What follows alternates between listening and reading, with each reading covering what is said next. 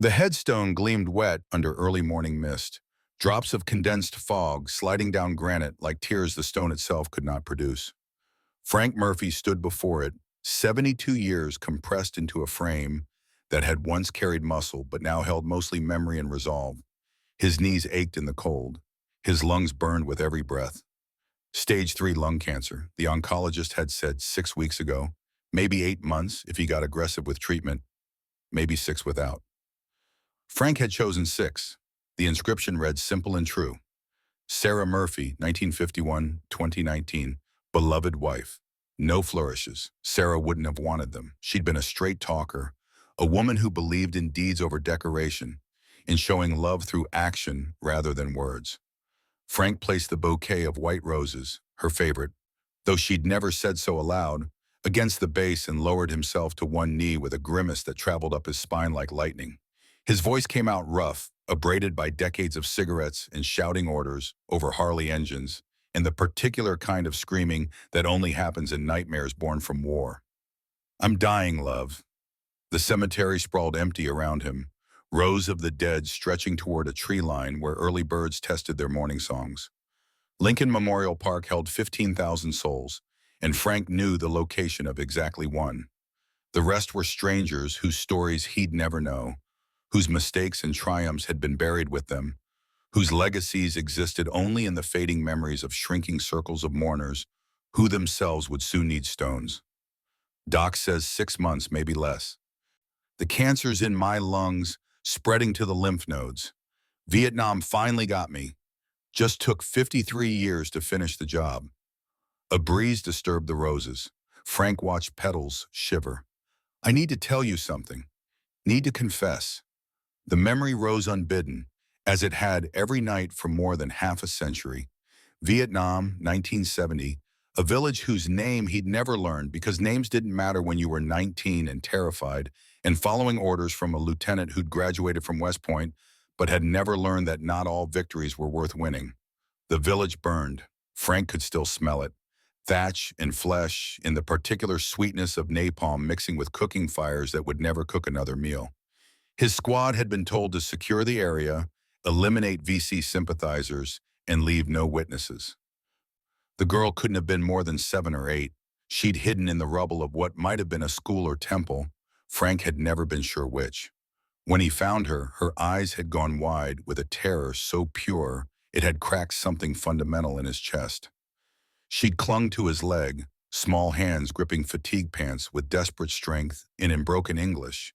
Someone had taught her, maybe missionaries, maybe refugees. She'd whispered the only words she knew that might save her. Please, GI. Please help. Frank had taught her his name in the 30 seconds they'd had before Lieutenant Morrison, no relation to Bear, though the coincidence still haunted Frank sometimes, had shouted for the squad to move out. The girl had repeated it, her pronunciation clumsy but earnest. Frank, Frank, please. He'd been forced to leave her. The lieutenant had made it clear. Orders were orders, and soldiers who didn't follow orders got court-martialed or worse. The village had been slated for destruction to deny the Viet Cong resources. No exceptions, no children extracted. Frank had pulled his leg free from her grip. He could still feel her fingernails dragging across fabric, and walked away while she screamed his name. The village burned completely. Frank never learned if she'd made it out. I hear her every night, he told Sarah Stone. Every single night for 53 years, I hear her screaming, Frank, help. And I wake up knowing I didn't. The cancer diagnosis had brought a strange clarity. Time, which had always seemed infinite in the abstract way that young men believe they're immortal, had suddenly acquired borders and boundaries. 6 months. Maybe 8 if he wanted to spend them vomiting from chemotherapy, losing weight, becoming a ghost of himself while doctors fought a battle he knew they'd lose. Frank had declined treatment. I need to do one thing right before I go, he told the headstone. One thing that balances the scales if there are scales to balance. I couldn't save that girl in Vietnam. But maybe if I can save one child before I die, it'll mean something. Maybe you'll be proud of me when I see you again. Maybe I'll be able to look that Vietnamese girl in the eye, wherever she is, and tell her I learned. I became better. He stood with difficulty, joints protesting. The sky had lightened from charcoal to slate, dawn approaching with the inevitability of all endings. I don't know who that child will be yet, don't know how or when, but I'm asking you, love, if there's any way you can guide me, any sign you can send, I'm watching for it. I'm ready. Frank turned from the grave and walked toward his motorcycle, a 1985 Harley-Davidson FXRT that he'd bought the year he'd founded the Iron Shields and maintained with a devotion that bordered on religious. The engine turned over on the first try, rumbling to life with the particular thunder that had always made his heart steady when nothing else could. The ride back to the clubhouse took 20 minutes through streets just beginning to wake. Chicago's Bridgeport neighborhood sprawled industrial and working class, the kind of area where people minded their business and asked few questions as long as you didn't bring trouble to their doorsteps. The Iron Shields had been part of the landscape for 38 years, long enough that most residents had forgotten the club was once considered dangerous. Long enough that the bar had become just another fixture like the corner bodega or the bus stop where shift workers waited in the cold. Frank pulled into the lot behind the building, parking in his usual spot near the kitchen entrance. The bar itself occupied the ground floor of a two-story brick structure that had once housed a meatpacking operation before regulations and economics had driven that business elsewhere. The upper floor held sleeping quarters for members who had nowhere else or needed distance from situations that required distance. Frank had lived upstairs for 15 years after Sarah died, though lately he'd been considering whether dying in the same room where he'd spent 30 years of marriage might be preferable to dying in a clubhouse surrounded by brothers who try to convince him to fight longer. The interior smelled like stale beer and wood polish, and the ghost of 10,000 cigarettes smoked before the city banned indoor smoking. Frank moved through the main room, tables scattered haphazard, a bar running the length of the west wall, patches and photographs covering every vertical surface in a collage of brotherhood and history, and climbed stairs that protested under his weight. His room waited exactly as he'd left it, bed made with military precision, a habit 53 years couldn't break. Desk holding a laptop he barely knew how to operate and preferred not to. Photographs in frames, Sarah on their wedding day, 1975, both of them young and convinced love could heal anything. The Iron Shield's founding members, 1980, 12 men who'd found each other in the wreckage of wars both foreign and domestic. Bear Morrison at 18, fresh out of the Marines with eyes that had already seen too much. Frank lowered himself into the desk chair and opened the laptop. The screen glowed to life, desktop background showing Sarah's face from a trip they'd taken to Door County 2 years before the cancer took her. He clicked through to email, found the message he'd been avoiding for 3 days, and finally opened it. The oncologist had sent results from the latest scan. Frank scrolled through medical terminology that meant nothing until he reached the conclusion. Cancer had metastasized to lymph nodes and liver. Treatment options remained available, but prognosis had worsened. Estimated time without intervention, 4 to 6 months. With aggressive chemotherapy, possibly 12 to 14, though quality of life would be significantly impacted. 4 to 6 months. Frank closed the laptop and turned to face the window. Dawn had arrived fully now, pale light washing across buildings and empty streets in a city that would continue long after he'd stopped being part of it. Somewhere in that city, a child was suffering. Statistically, hundreds of children were suffering in ways that would break hearts if those hearts were paying attention.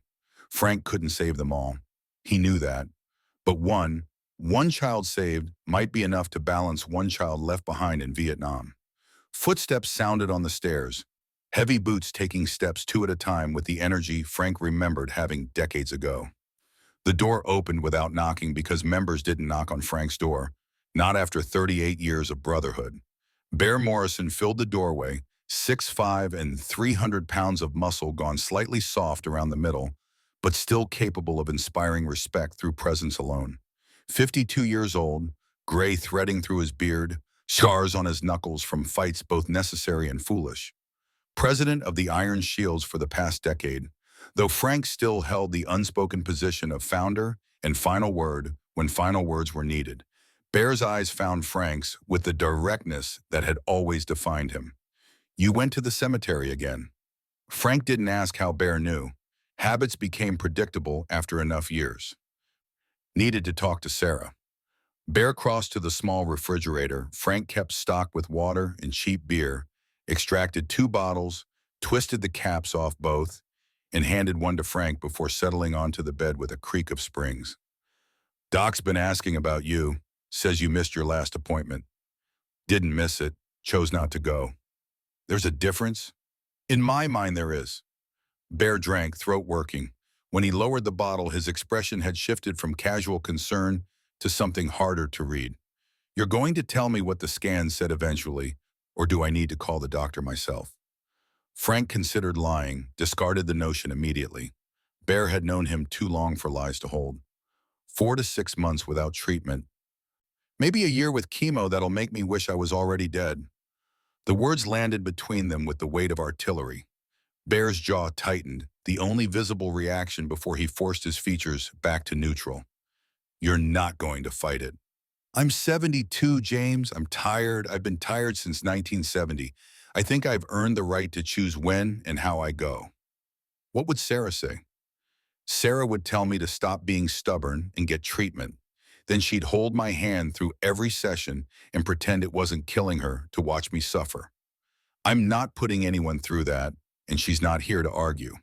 Bear set his beer down carefully, movements controlled in the way that suggested he was managing larger emotions through smaller actions. So what's the plan? Sit here and wait to die? No, Frank met his eyes. I'm going to do one thing right before I go. One mission. One child saved. Then I'll be ready.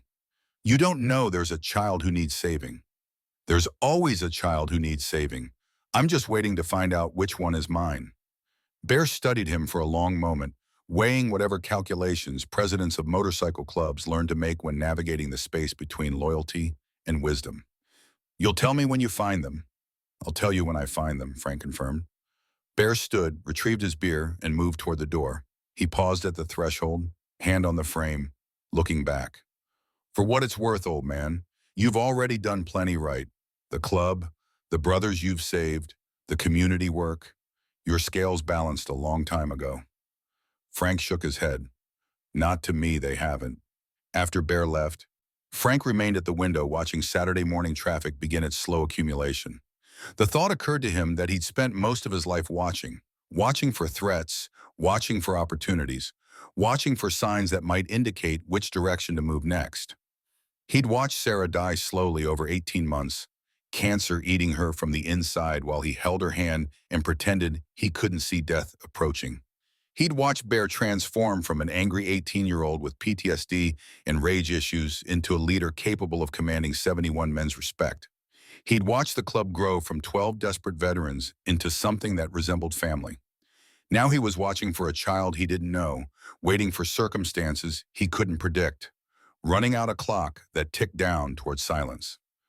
The wait lasted 4 days. James Morrison, known to everyone who mattered as Bear, woke at 6 a.m. Saturday morning in the small apartment above the Iron Shields clubhouse with his ex-wife's number glowing on his phone screen. The preview of her text read, "James, Jake is in trouble. Please call." Bear's chest constricted. His son. Jake was 28, a public defender in Cook County, brilliant and idealistic in everything Bear had failed to be at that age. They hadn't spoken in 3 years, not since Jake's wedding when Bear had shown up drunk and picked a fight with the best man over some slight that Bear couldn't even remember now. Jake had told him to leave, told him he was tired of excuses and second chances, told him that sobriety didn't erase the childhood Bear had stolen through absence and addiction. Bear had left. He stared at the text, thumb hovering over the call button, anxiety and shame mixing in his gut the way they always did when Jake's existence forced itself into his awareness. The phone had been in his hand for 3 minutes when he finally set it down without responding. The apartment was sparse: bed, dresser, small kitchen that rarely saw use, bathroom with a shower that had never worked quite right. Bear owned a few possessions because possessions required maintaining, and maintenance required stability, and stability had always been more theoretical than practical in his life. A photograph sat on the dresser. Bear at 4 years old being held by his mother in front of their old apartment building. She'd been drunk when the photo was taken, though you couldn't tell from the image. Bear remembered the day because she dropped him immediately after the shutter clicked. A second photograph showed his daughter Mia, 7 years old, gap-toothed and grinning in her kindergarten picture. Mia lived with her mother, Bear's second ex-wife Lisa, in a house in Oak Park with a yard and good schools and stability. Bear had joint custody, saw Mia every other weekend and Wednesday evenings. Those visits represented the only times he consistently felt like he was doing something right. He dressed in jeans and a plain black t-shirt, the daily uniform of men who'd stopped caring about fashion sometime around their second deployment. The mirror showed a face that had aged harder than 52 years should produce, lines carved deep around eyes, gray dominating what had once been dark brown in his beard. Scars on his cheek from a motorcycle accident when he was 23 that had nearly killed him and probably should have. The Iron Shield's cut hung on a hook by the door, black leather vest with the club's burnt orange shield emblem on the back, various patches indicating rank and history and affiliations. Bear pulled it on, feeling the familiar weight settle across his shoulders, like armor or burden, depending on the day. Downstairs, the clubhouse already held early risers. Doc Chen stood behind the bar, measuring coffee grounds with the precision of someone who'd once measured medication dosages in combat hospitals. Daniel had been a medic in Vietnam, drafted in 1970 at 22, served 2 years watching young men die from wounds that stateside hospitals could have treated easily. He'd come home with nightmares and a morphine habit that had taken 15 years to break. Now 65, white threading through black hair he kept cut military short, he served as the club's de facto medical officer and vice president. Doc looked up when Bear entered, eyes finding his with the directness of men who'd known each other long enough to skip pleasantries. "You look like shit." "Good morning to you too." "Coffee?" "Please." Doc poured black coffee into a chipped mug, slid it across the bar. Bear caught it and drank, grateful for heat and caffeine and the small ritual of morning that didn't require thinking. "Jennifer texted," Bear said after the second sip. "Says Jake's in trouble." "You call her back?" "No." "Why not?" "Because Jake doesn't want my help. Made that clear 3 years ago." Doc wiped down the bar with slow, methodical movements that suggested he was thinking through his response rather than reacting immediately. "Kid's 28. People change. Situations change. Maybe trouble's big enough he's willing to put pride aside. Or maybe Jennifer's interfering and Jake doesn't even know she reached out. Only one way to find out." Bear drank more coffee, using the act to delay decision-making. The truth was he desperately wanted to call, wanted any excuse to hear his son's voice, wanted the opportunity to prove he'd become someone worth knowing. But wanting didn't override the fear that Jake would reject him again, that whatever trouble existed would be blamed on Bear's failures as a father, that trying to help would only make things worse. The front door opened, admitting morning light and Gabriel Pierce. Ghost, 61, lean and weather-worn, eyes that still held the wariness of someone who'd spent decades in the CIA's darker corners, carried a newspaper under one arm, and moved with the careful economy of motion that suggested he was always conserving energy for when situations required sudden action. He nodded to Bear and Doc, claimed a stool at the bar, and spread the Chicago Tribune across the surface. His finger traced headlines before stopping on a story below the fold. Sterling Academy for the Deaf announced major expansion yesterday. Richard Sterling, headmaster, says they're adding capacity for 50 more students starting next fall. Doc glanced at the story without much interest. "That's the expensive one up in Lincoln Park, right?" $4,000 a month, Ghost confirmed. "Caters to wealthy families with deaf kids who want the best ASL education money can buy." Bear had no particular feelings about deaf education or expensive schools, but something in Ghost's tone suggested there was more to the observation than casual interest. "Why do I think you're about to tell me something I don't want to know?" Ghost looked up from the paper, face carefully neutral in the way that meant he'd found something worth investigating. "Richard Sterling, 61, family money going back to the Gilded Age. 3 divorces, each wife signed NDAs and took substantial settlements. No criminal record, but I ran his name through some databases I still have access to. And man spent time in Vietnam in 1973 doing charity work with orphanages." State Department opened an investigation in 1974 regarding inappropriate conduct with children, then closed it 6 months later with no charges filed. Records were sealed. The air in the room shifted. Bear set his coffee down carefully, attention now fully focused on Ghost. Define inappropriate conduct. File doesn't specify, just notes that multiple Vietnamese staff members reported concerns, American embassy got involved, then everything went quiet. Sterling returned to the States shortly after. Doc had stopped wiping the bar, his own expression hardening into something that looked like recognition mixed with old pain.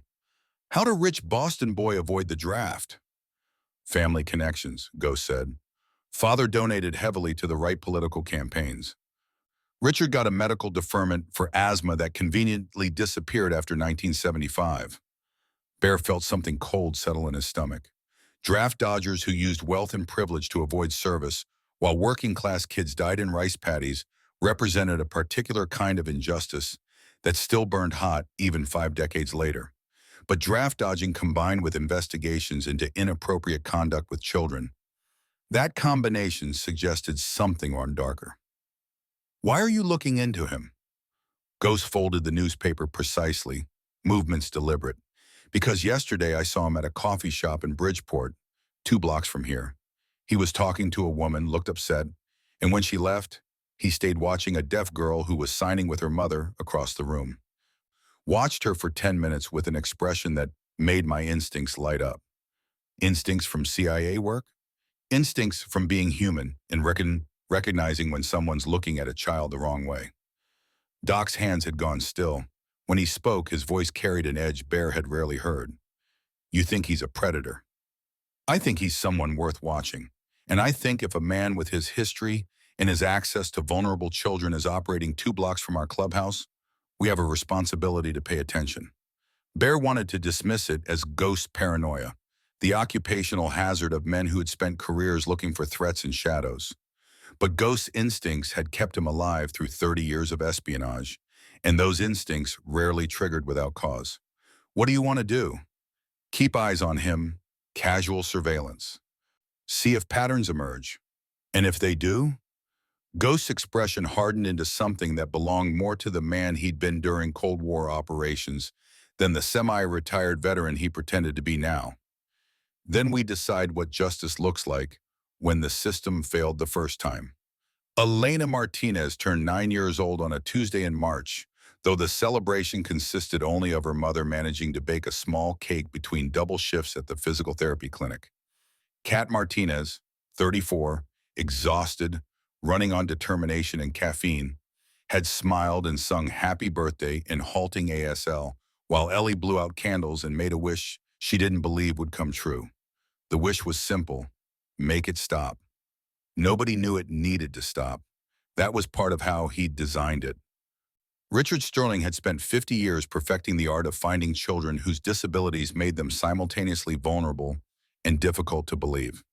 Deaf children couldn't articulate trauma the way hearing children could, especially when trauma involved concepts for which ASL had vocabulary, but the children using it lacked context. How did a 9-year-old explain that the touching felt wrong when they'd been taught their entire lives that physical contact was a normal part of communication in deaf culture? Ellie sat in the supply closet on Friday afternoon, having been lured there under the pretense of helping Sterling find old hearing aid batteries he claimed were stored on the top shelf. Her hands shook as she signed desperately into darknesses that no one could see. Help, please. Someone help. Her voice, hoarse and unpracticed from limited use, produced sounds she couldn't hear but could feel vibrating in her throat. Help me. The closet door opened. Sterling stood backlit by hallway fluorescence, his expression shifting from the gentleness he showed publicly to something colder and more calculating. He signed with practiced fluency. Remember what we discussed, Elena? This is our secret. If you tell anyone your mother loses her scholarship arrangement, you'll have to leave Sterling Academy. You'll go to a public school where no one knows ASL. You'll be completely alone. Ellie's chest constricted. Public school represented her greatest fear, being the only deaf student in a sea of hearing kids who wouldn't be able to communicate with her, teachers who'd treat her like she was intellectually disabled rather than just deaf. Isolation so complete she might as well not exist. Sterling's hands continued moving. I'm the only one who truly understands you, the only one who appreciates how special you are. Don't ruin that. He reached toward her. Ellie closed her eyes. 30 minutes later, she ran from the building, shoes pounding concrete she couldn't hear, but could feel jarring up through her legs. Panic drove her movements. Not home, because going home meant explaining, and explaining meant her mother's devastated face and possibly losing the school that was her entire social world. Not to friends, because what 9-year-old wanted to admit what had happened to someone who might not believe them, or worse, might believe them and be powerless to help. Ellie ran until her lungs burned and her legs threatened to give out, until she found herself in an industrial neighborhood she'd visited once before for reasons she barely understood. 2 weeks earlier, she'd witnessed something that had lodged in her memory with unusual clarity. She'd been walking home from therapy. A physical therapist Kat knew had agreed to see Ellie pro bono for some minor coordination issues related to her inner ear when she'd passed a corner market. Outside, a man had been hitting a boy around 12 years old, fist connecting with the kid's shoulder hard enough to send him stumbling. A large man on a motorcycle had stopped. 6'5", heavily muscled, gray beard, wearing a leather vest that marked him as part of some group Ellie didn't recognize. The man had gotten off his bike, walked over, and grabbed the abuser's wrist mid-swing. What happened next had unfolded in a way that made Ellie understand power dynamics she'd previously only theorized about. The biker hadn't yelled or threatened. He'd simply signed to the boy. "Are you okay?" The boy, also deaf, Ellie had realized, had shaken his head, tears streaming. The biker had turned to the abuser. "That's your son? None of your business. It is now. You have two choices. Walk away and don't come back, or I call the police and explain what I saw. Your choice." The man had left. The biker had knelt next to the boy and signed with careful precision. "You're safe now. What's your name?" Ellie had watched from across the street as the biker called someone, a social worker maybe, or police, and stayed with the boy until help arrived. The memory had impressed itself on her consciousness. Here was someone who protected children. Here was someone who knew ASL. Here was someone who intervened when others walked past. She'd followed the biker at a distance when he'd eventually returned to his motorcycle, tracked him 2 blocks to a building with motorcycles parked outside and a faded sign reading, "Iron Shields MC."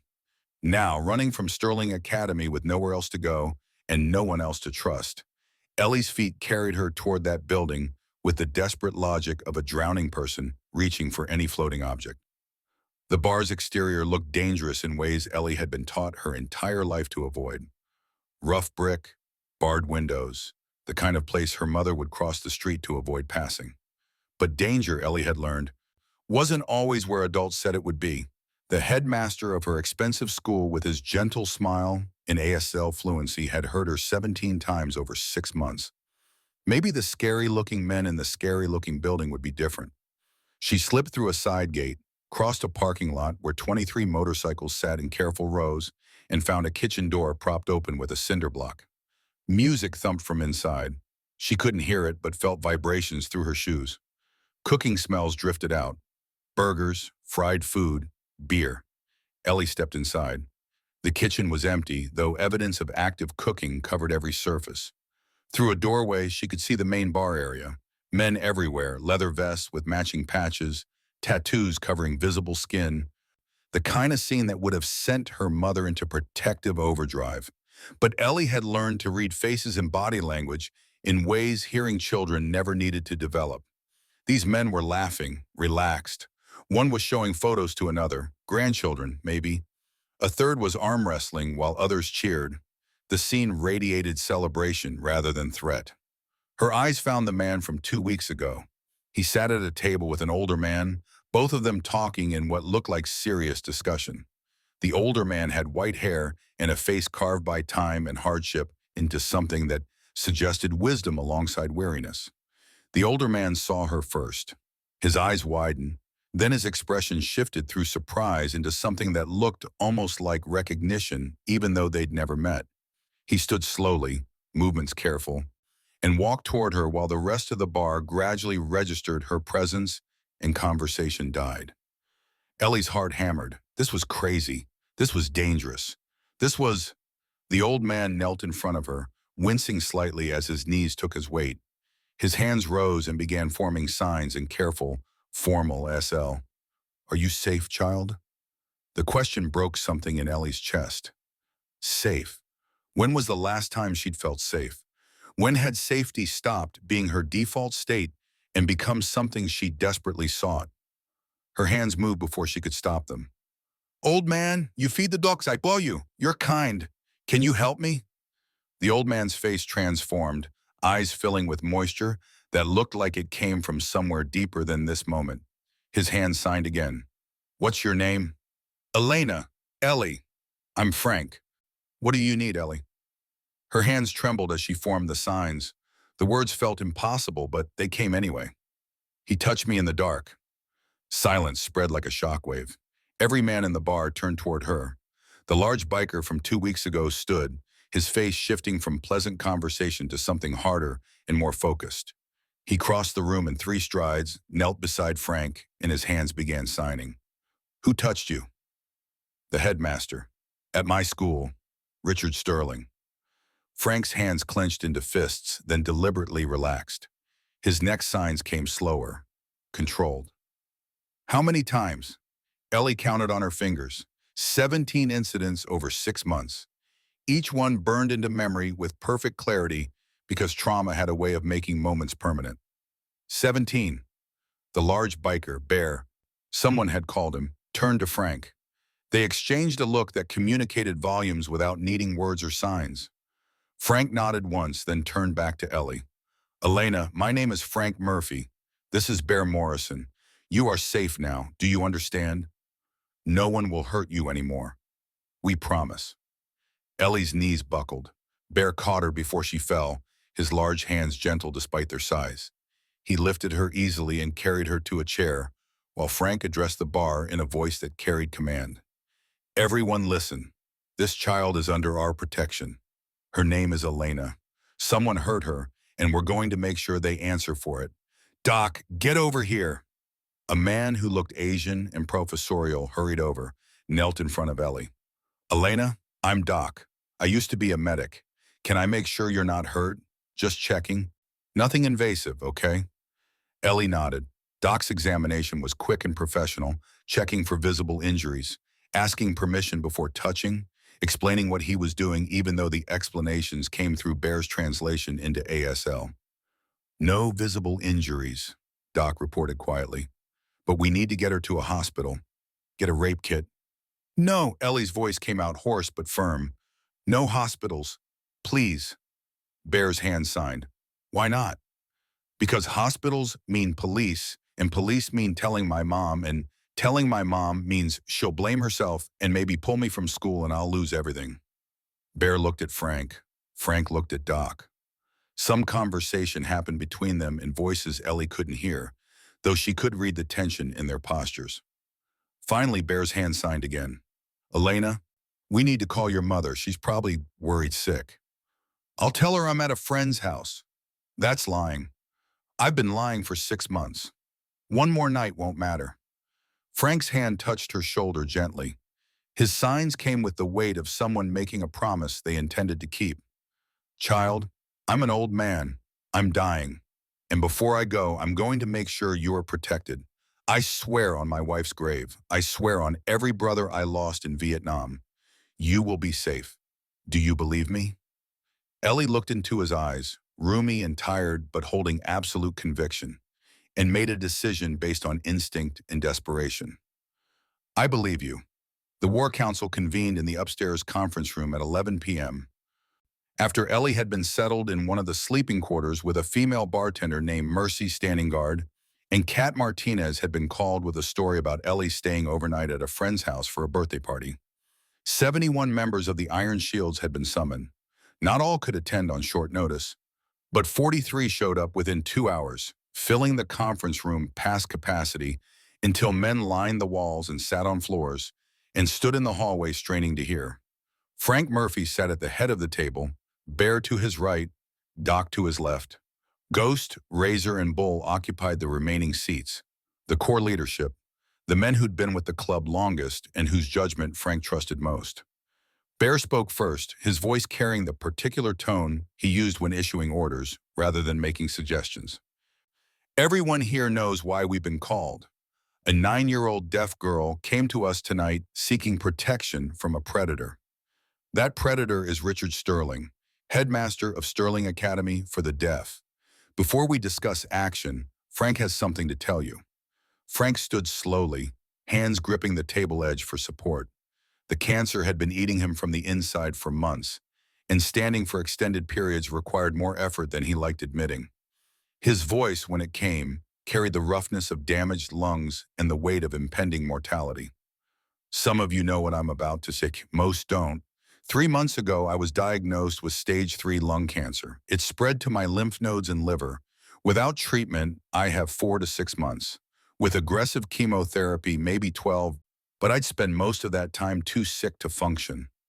Silence crashed over the room like a physical force. Men who'd known Frank for decades looked stricken. Newer members who'd heard stories about the founder now faced the reality that legends were mortal. I've chosen not to pursue treatment. I'm 72. I'm tired. I've been tired since Vietnam, and I think I've earned the right to choose my ending. Someone in the back, Frank thought it might be Gunnar Jackson, a 55-year-old Marine veteran who'd served in Desert Storm, cleared his throat loudly in the way men did when they were fighting emotion. Frank continued, "But before I go, I need to do one thing right. 53 years ago in Vietnam, I was ordered to abandon a village that was being destroyed. There was a little girl, maybe 7 years old. She begged me to save her. I couldn't. I was following orders. I left her there, and I've heard her screaming my name every night since." His hands shook. Bear half rose, ready to provide support, but Frank waved him back. Tonight, Elena walked into our bar seeking protection. She's 9 years old. She's deaf. She's terrified. And she trusted us when she had every reason not to. That child in Vietnam, whose name I never learned. I couldn't save her, but I can save this one. This is my last mission, brothers. This is what I'm doing with whatever time I have left. Frank's eyes swept the room, meeting each man's gaze with the intensity that had always defined his leadership. I'm telling you this because I need you to understand. This isn't just about Elena. This is about who we are. We're not a motorcycle club. We're not a gang. We're a brotherhood of broken men who found each other when the world had written us off. We're veterans and addicts and ex-cons and failures who decided that our mistakes didn't have to define our endings. His voice strengthened, conviction overriding physical weakness. Elena needs protection, and we're going to provide it. Richard Sterling has been hurting children for 50 years. Ghost found evidence going back to Vietnam in 1973. He's used wealth and privilege to avoid consequences. He's weaponized children's disabilities to ensure they couldn't report clearly. He represents everything we fought against in wars and everything we've rebuilt ourselves to oppose in peace. Frank paused, letting the words settle. Now, I need a vote. This will cost us. Time, money, possibly legal trouble. I'm asking every man in this room, are you willing to fight for one 9-year-old girl who has no one else? Bear stood. I'm in. Doc rose next. For Elena and for every child we couldn't save. Ghost, Razor, Bull, Gunner, one by one the core members stood. Then the men lining the walls. Then everyone in the hallway. 43 men rose to their feet in silent commitment. Frank felt something break loose in his chest. Some knot of tension he'd carried since 1970 finally beginning to unravel. Gentlemen, we have work to do. Ghost opened his laptop, projecting documents onto the wall screen. Richard Sterling, born 1963 in Boston to the Ashworth Sterling family, old money with connections to steel manufacturing and banking. Dodged Vietnam draft through medical deferment despite no ongoing health issues. Attended Harvard. Graduated 1985 with degree in education and child psychology. The irony wasn't lost on anyone. Married 3 times. First wife, Margaret, divorced 1998, received $800,000 in settlement and signed an NDA. Second wife, Patricia, divorced 2007, received $1.2 million and signed an NDA. Third wife, Nicole, divorced 2019, received $2.5 million and signed an NDA. Bull, the club's forensic accountant, whistled low. Man pays for silence. Gets worse, Ghost continued. I accessed sealed records through contacts I still have. In 2009, an 11-year-old deaf girl at Sterling Academy reported abuse. Parents filed complaint. Sterling's lawyers offered $150,000 settlement with NDA. Parents took it. Who was the girl? Bear asked. Jennifer Walsh, now 24, living in Milwaukee. I tracked her down this afternoon, haven't made contact yet. Doc leaned forward, elbows on table. So we have one confirmed victim willing to testify, Elena. One historic victim who might be bound by NDA, and 50 years of suspected abuse with no legal consequences. Correct, Ghost confirmed. Also found evidence of a State Department investigation in 1974 regarding inappropriate conduct at a Vietnamese orphanage. Investigation was closed without charges after Sterling family made substantial donations to certain political campaigns. Razor, the club's security expert and former Secret Service agent, stood and moved to the projection. I pulled surveillance footage from Sterling Academy using a parent request. One of the members has a deaf nephew there. Found pattern of Sterling entering private rooms with different girls over past 5 years. Girls always alone, always deaf, always look disturbed when they exit. He clicked through images.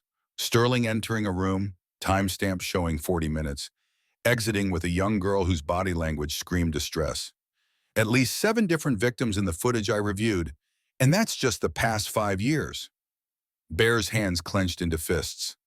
So we have evidence of systematic abuse spanning 50 years, multiple victims, a pattern of buying silence, and institutions that have failed repeatedly to protect children. Correct, Ghost said.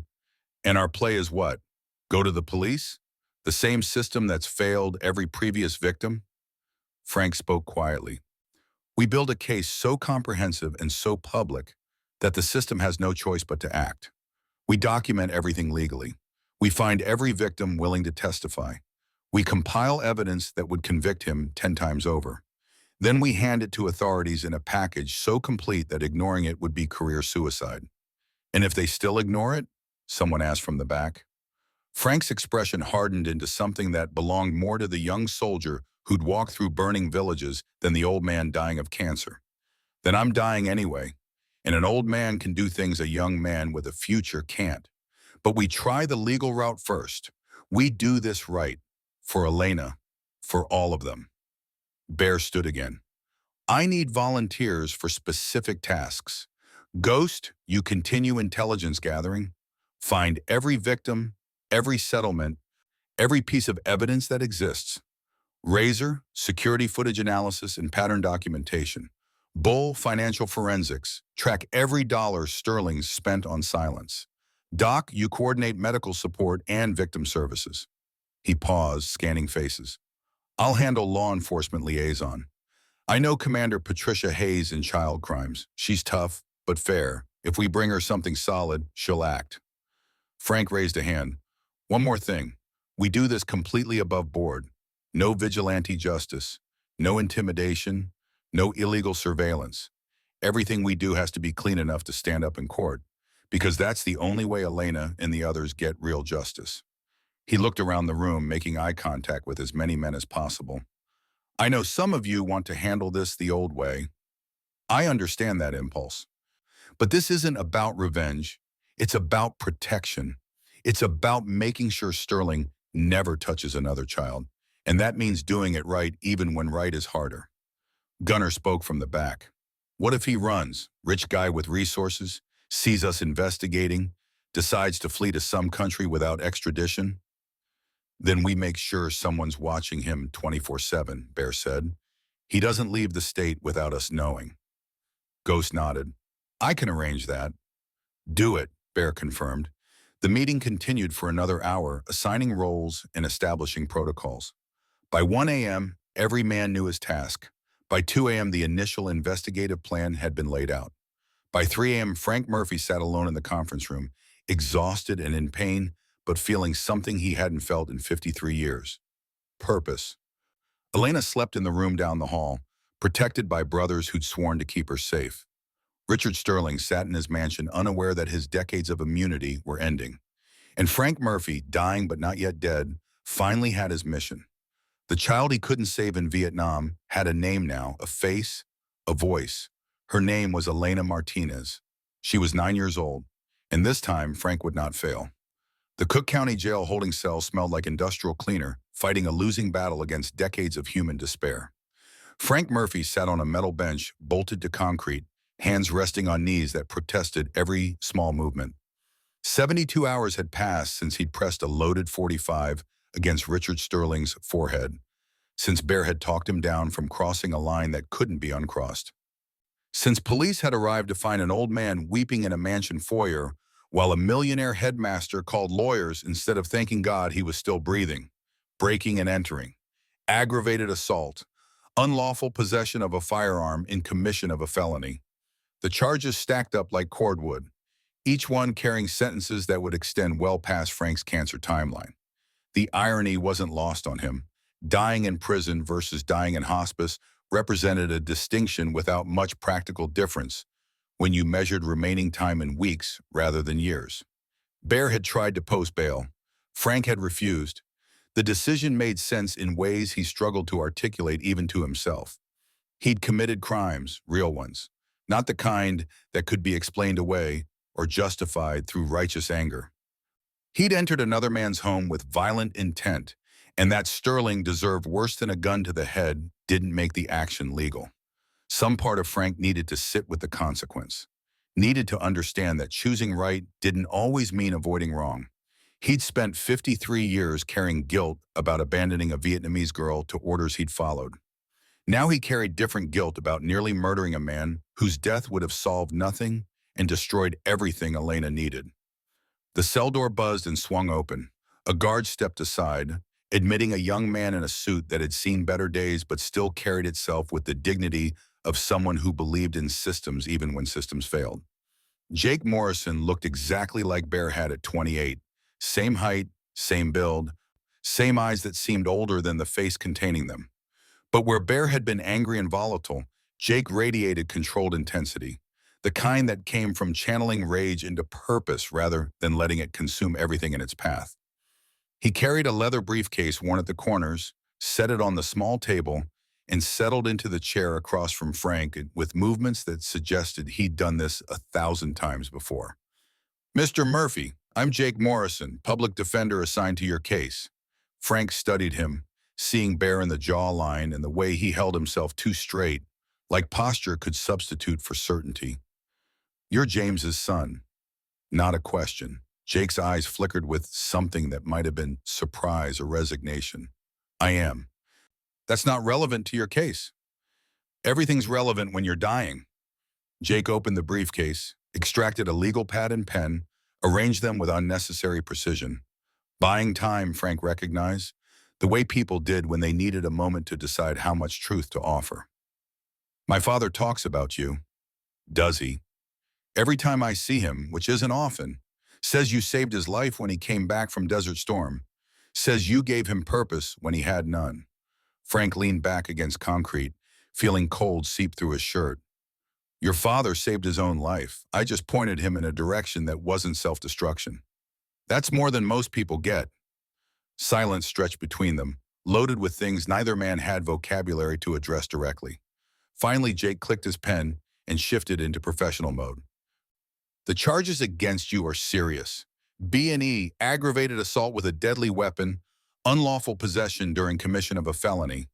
You're looking at 10 to 15 years if convicted on all counts. I'll be dead in 6 months. Cancer? Stage 3 lung, spread to lymph nodes and liver. I've declined treatment."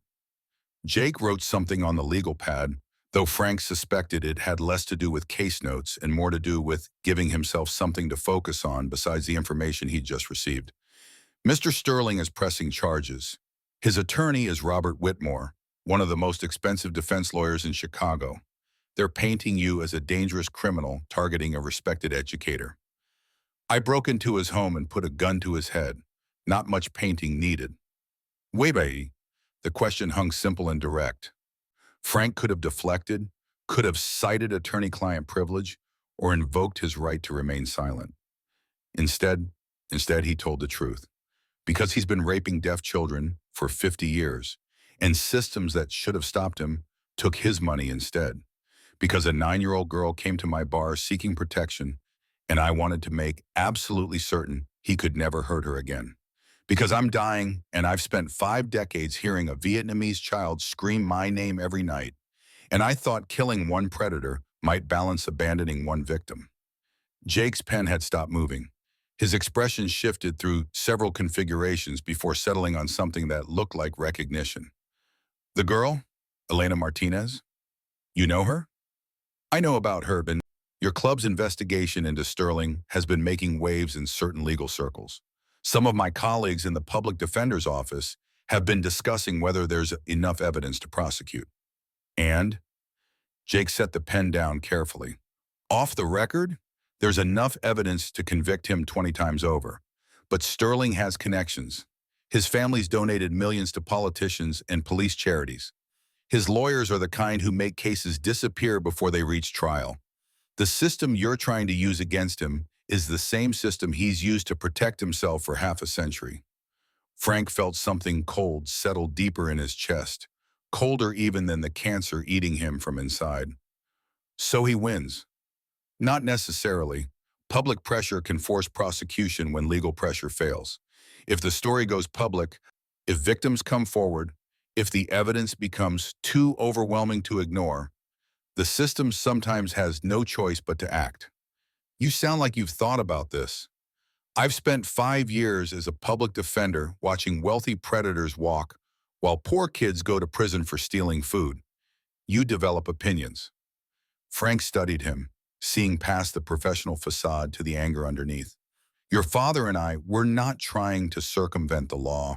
We're trying to build a case so comprehensive that ignoring it becomes impossible. I know, I've seen some of the evidence Ghost compiled. It's thorough, maybe too thorough. Meaning? Jake's expression shifted into something more guarded. Meaning some of it was obtained through methods that might not survive legal scrutiny. Hacked emails, surveillance footage acquired without proper authorization, financial records accessed through channels that weren't exactly official. Frank nodded slowly. Ghost is CIO's old habits. Old habits that could get evidence thrown out and your entire case dismissed. The cell suddenly felt smaller. Frank had assumed that building evidence meant ensuring justice. The possibility that they'd been building a case that would collapse under legal examination hadn't occurred to him, though in retrospect it should have. What do you recommend? Jake leaned forward, elbows on knees, and for a moment Frank saw exactly what Bear must have looked like at this age. Idealistic and determined, and convinced that intelligence could overcome systems designed to resist change. Let me help. I have access to sealed records through public defender channels. I can request files legally that Ghost would need to hack. I can interview victims under attorney-client privilege. I can build a case that will stand up in court. Why would you do that? Because a 9-year-old girl trusted criminals to protect her when respected institutions failed. Because my father, who I've spent 10 years hating, is trying to do something genuinely good for the first time I can remember. Because I became a lawyer to fight for people who couldn't fight for themselves. And Elena Martinez represents everything I went to law school for. Frank felt his throat tighten in ways that had nothing to do with cancer. Your father loves you, talks about you every chance he gets, calls you the best thing he ever made and the biggest mistake he ever ruined. Jake's composure cracked slightly. He ruined a lot of things. Vietnam ruined him. PTSD ruined him. The VA failing veterans ruined him. He made choices, yes, but those choices came from a broken place. Doesn't excuse what he did to you and your mother, but maybe explains it.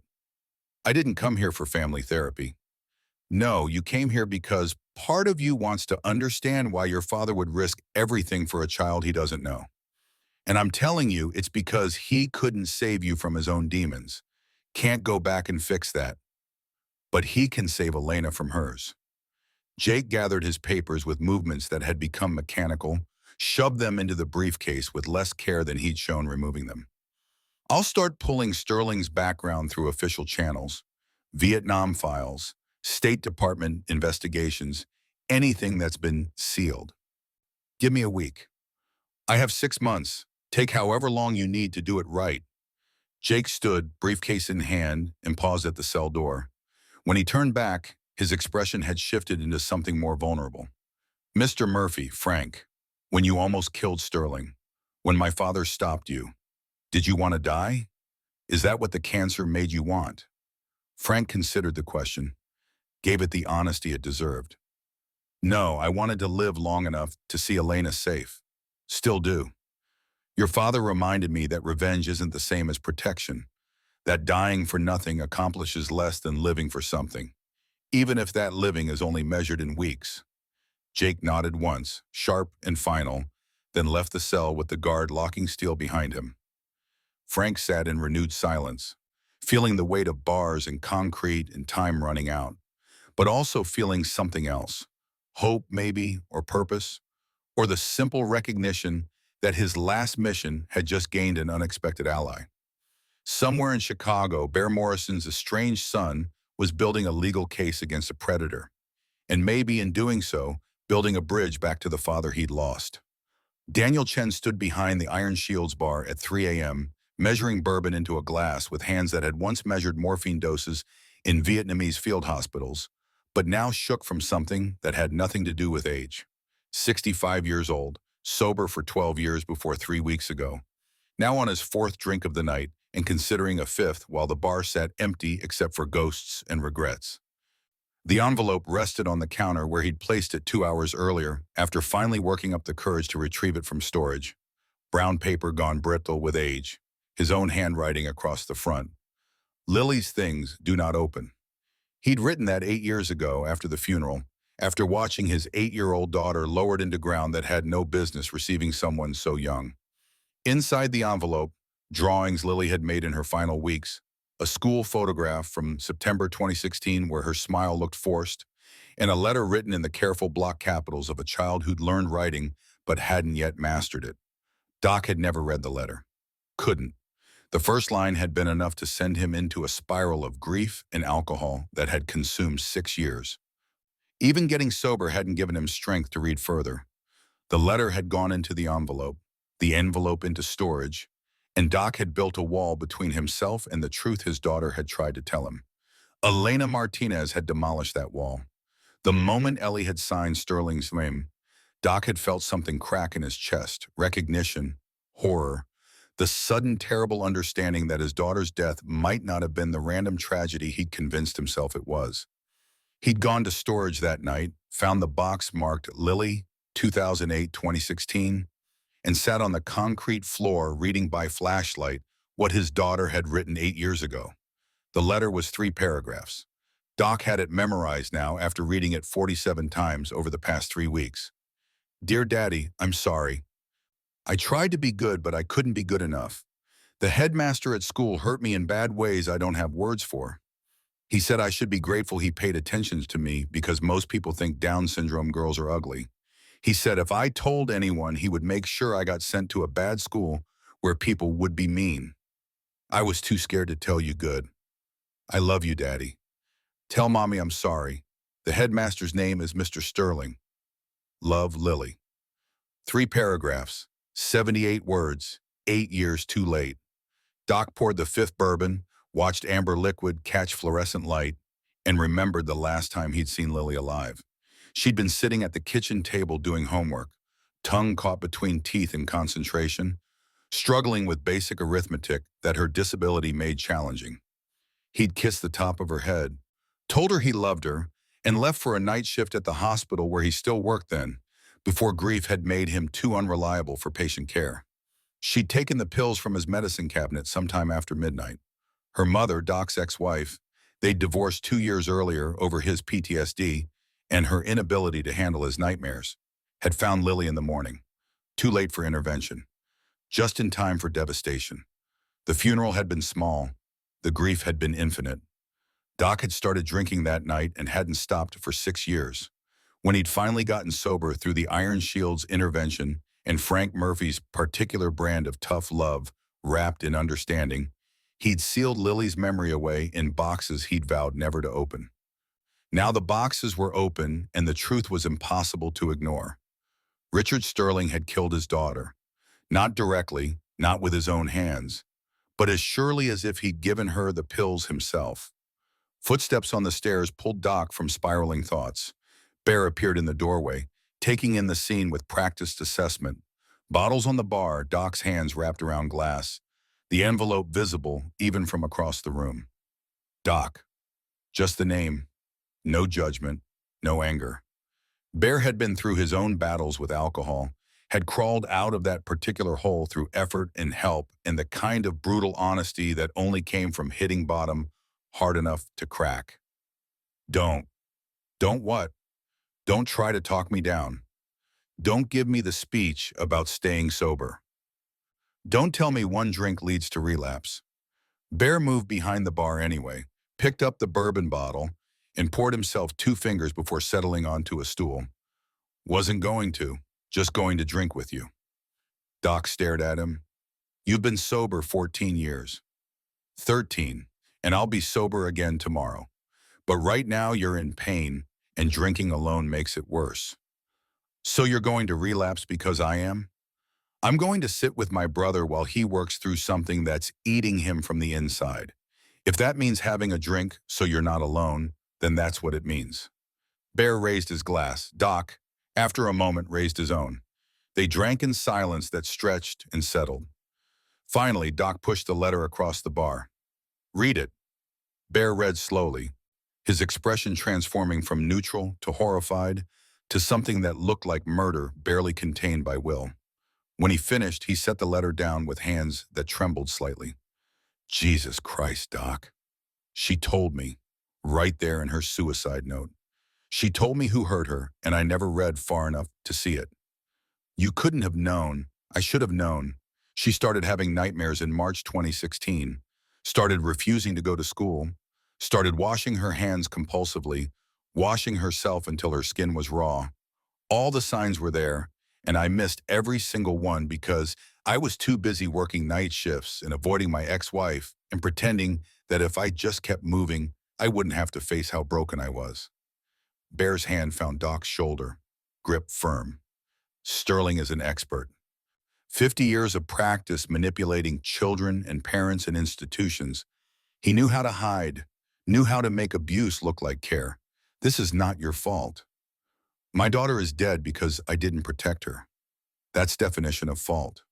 Your daughter is dead because a predator targeted her and systems failed to stop him.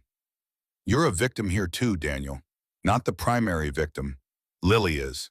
But you lost your child to a man who should have been in prison decades before he ever touched her. Doc drained his glass, poured another with hands steadier than they'd been an hour ago. I want to kill him. Every cell in my body is screaming to find Sterling and make him suffer the way Lily suffered. Make him understand what it feels like to be helpless and terrified and alone. I know. Frank almost did it. Almost pulled the trigger. Sometimes I wonder if he should have. Frank made the right choice, so will you. How do you know? Bear's expression hardened into something that carried absolute conviction. Because killing Sterling gives him an easy out. A bullet ends his suffering in seconds. But destroying his life, his reputation, his freedom, his legacy, that suffering lasts however long he lives, and watching him rot in prison knowing he'll never touch another child, that's justice Lily deserves. Doc looked at the letter again, his daughter's careful handwriting blurring through moisture. There's something else. In 2016, I reported concerns of Sterling Academy, told them Lily was having nightmares, showed them drawings she'd made of a gray-haired man. They promised to investigate. A week later, the headmaster, Sterling, called me personally. Said he'd looked into it, that Lily was confused, that Down syndrome children sometimes had difficulty distinguishing reality from imagination. Said she needed therapy, not investigation. And you believed him. He was so convincing, so sympathetic, offered to waive tuition for the rest of the year so we could afford better therapy for Lily. I thought he was being generous. Bear's expression shifted to something darker.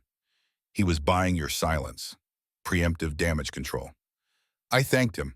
I thanked the man who was raping my daughter for his kindness in helping her get mental health treatment. The horror of it crashed over Doc Fresh. 8 years of protective dissociation crumbling under the weight of truth finally confronted. His shoulders shook. Bear moved around the bar and pulled him into an embrace that had nothing to do with comfort and everything to do with preventing complete collapse. You didn't know, Bear repeated, the words steady even if they couldn't erase guilt. You made decisions based on information you had. Sterling manipulated that information. This is on him. On him, Daniel, not you.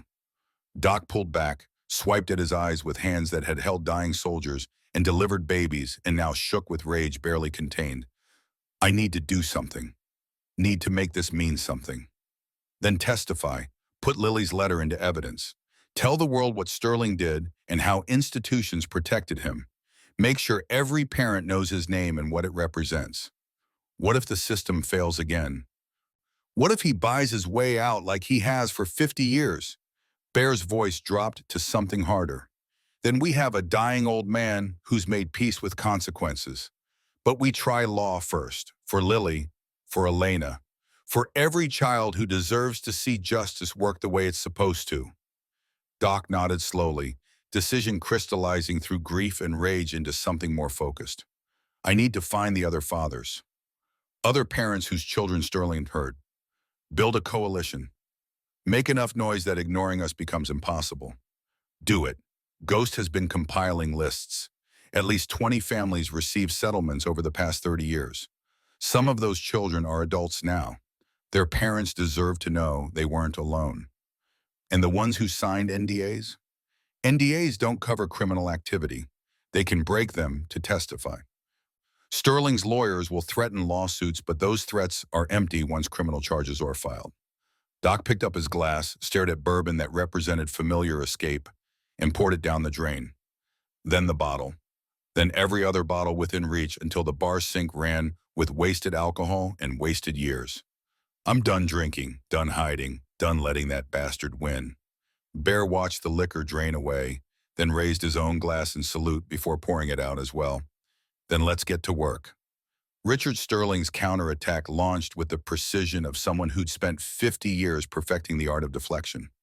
His attorneys filed harassment charges against Frank Murphy, civil suits against the Iron Shields, claiming defamation and witness intimidation, and restraining orders barring club members from approaching within 500 yards of Sterling Academy or Sterling's residence. The media campaign followed immediately. Sterling appeared on local news stations, CNN, NPR, every platform that would give him airtime to present himself as the victim of a dangerous biker gang with a vendetta against a respected educator. I've dedicated my life to helping deaf children, he said during a Channel 7 interview, his expression carefully calibrated to convey wounded dignity. These men have manufactured accusations from a confused child and are using them to destroy my reputation. I believe in due process. I believe in letting the legal system determine truth.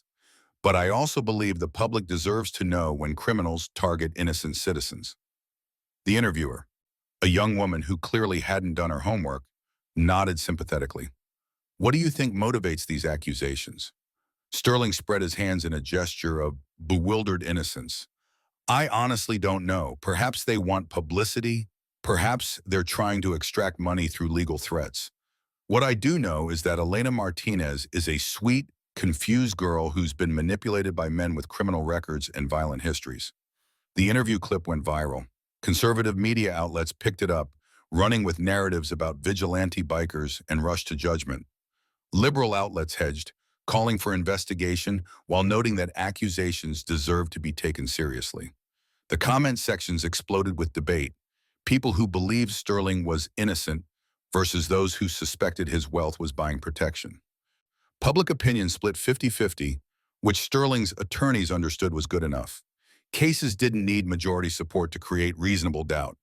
Bear watched the interview from the Iron Shields conference room, Ghost and Razor flanking him, all three men radiating controlled fury. He's good, Ghost said quietly. Decades of practice lying. We need to counter this, Razor added. Can't let him control the narrative. We already are. The voice came from the doorway. Sarah Cross, 36, investigative journalist with the Chicago Tribune and a Pulitzer nomination for her series on institutional corruption, entered carrying a laptop and an expression that suggested she'd found something explosive. Ghost had contacted her a week earlier, feeding her information anonymously, while Sarah conducted her own parallel investigation. Now she settled at the conference table, opened her laptop, and turned the screen toward the three men. I've spent 18 days verifying every piece of information you have given me, interviewed victims off the record, traced financial records, reviewed sealed documents through FOIA requests, and contacted sources in the State Department about the Vietnam incident. She pulled up a draft article, headline reading, "The Predator in Plain Sight, How Richard Sterling Abused Children for 50 Years While Institutions Looked Away." This publishes tomorrow morning, 15,000 words, documented evidence of abuse dating back to 1973, 4 victims willing to go on record, including Daniel Chen's daughter's suicide note, financial trails showing over $3 million in hush money, State Department to cover up. The whole ugly story. Bear scanned the article, stomach tightening with each paragraph. Sarah had done what journalists were supposed to do, followed evidence wherever it led and presented truth without editorializing. What about Sterling's lawyers? Already lawyered up myself. Tribune's legal team reviewed every word. We're prepared for defamation suits, but confident we'd win. Everything sourced, every claim backed by documentation. And the victims? They're okay being named? Jennifer Walsh agreed to be quoted. Lily Chen's story is told through Daniel's testimony. He signed a release. 2 other adult victims agreed to named interviews. 3 more provided affidavits under pseudonyms. Elena Martinez is referenced only as a 9-year-old current student with no identifying information. Razor leaned forward. This changes everything. Once it's public, police have to investigate. Media pressure forces action. That's the idea, Sarah confirmed. I'll also be releasing supporting documents online, scanned evidence, court records, settlement agreements, everything transparent and verifiable. Ghost's expression shifted to something approaching satisfaction. When does it publish? Tomorrow, 6 a.m. I wanted you to know first. Also wanted to make sure you're prepared for blowback. Sterling's team will go after you hard. Let them come, Bear said. We've got nothing to hide. Sarah closed her laptop, met each man's eyes in turn. I'm doing this because 15 years ago, a teacher at my school was accused of inappropriate conduct with the students. Nothing happened. No investigation, no consequences. He taught for another decade before retiring with full pension. I've always wondered how many kids he hurt because we stayed silent. She stood, gathered her materials. This story is for every child who tried to tell and wasn't believed, for every parent who suspected but couldn't prove, for every institution that chose protecting reputation over protecting children. After Sarah left, the 3 men sat in silence processing implications. Tomorrow would bring firestorm. Sterling's reputation would be destroyed regardless of legal outcomes. But destruction of reputation didn't guarantee legal accountability, and without criminal charges, Sterling might still walk free. Bear's phone buzzed. Text from Jake Morrison. Found Vietnam files. State Department investigation included testimony from 12 Vietnamese orphans. All girls ages 7 to 13, all describing same pattern of abuse. Investigation closed after Sterling family donated $500K to certain officials' campaigns, forwarding everything to FBI. A second text followed. Also, need to talk about custody. Bear's chest tightened. Custody meant Mia, his 7-year-old daughter. Meant his ex-wife Jennifer had made good on threats to file for sole custody based on his involvement with the Sterling investigation. Problem? Ghost asked, reading Bear's expression. Jennifer filed for emergency custody of Mia. Hearings in 3 days. On what grounds? Father involved in criminal investigation exposes child to dangerous elements. Razor's jaw tightened. That's bullshit. You're protecting children, not endangering them. Try explaining that to a family court judge who sees biker gang and makes assumptions. Bear stood, paced to the window overlooking the parking lot where 23 motorcycles sat in neat rows. Each bike represented a brother, a man who'd chosen this family when blood families had failed or been destroyed. Losing them would break him. Losing Mia would destroy him. What does Jake say? Wants to talk. Probably to tell me he can't represent me because of conflict of interest. Or, Ghost suggested quietly, to tell you he will represent you because sometimes doing right means facing conflicts head on. Bear wanted to believe that, wanted to believe his son might choose reconciliation over resentment. But 10 years of estrangement created patterns difficult to break, and hope felt dangerous when disappointment had proven more reliable. Guess I'll find out. His phone rang. Jake's number? Bear answered, stepped into the hallway for privacy. Dad? The word hit like physical impact. Jake hadn't called him Dad in over a decade. The shift from James to Dad represented territory Bear had assumed was permanently closed. Jake, I'm representing you at the custody hearing. Already filed notice with the court. You can't. You're a public defender. Conflict of interest with Sterling case. I took vacation time. Representing you pro bono as your son, not as public defender. No conflict. Bear's throat closed around words he couldn't find. Jake continued, voice steady but carrying undercurrents Bear couldn't quite parse. I've reviewed Mom's filing. It's weak, circumstantial, I can beat it. But I need you to be honest with me about everything you're doing with the Sterling investigation. Everything's legal.